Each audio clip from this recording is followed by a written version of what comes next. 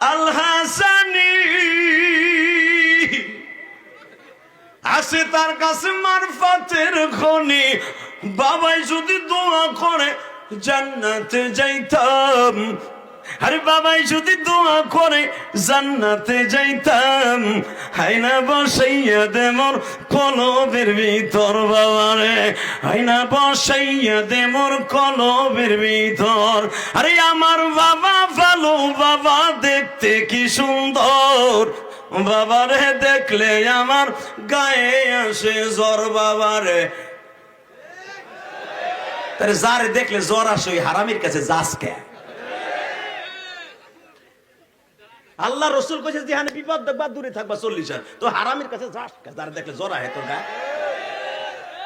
কথা কর না কেন? কষ্ট হইতেছে? ওটা এবার আর একটা সাবজেক্ট, এদিকে তাই আজকে নাহলে জনমের দোয়া দুমু অসুবিধা হইব। এই মুসলমানের বলে দিকে তাকাও, বাপ নিজের আব্বাকে আব্বা বলে ডাক দেবা, কোনো পীররে আব্বা বলে ডাকবা না। শায়েক বলে ডাকবা, শায়েক। সরমনের মুরিদুল্লাহ 100 শায়েক বলে, আমিরুল মুজাহিদিন বলে আব্বা কয় না, তোর মতো গরুর দল আব্বা কয় না।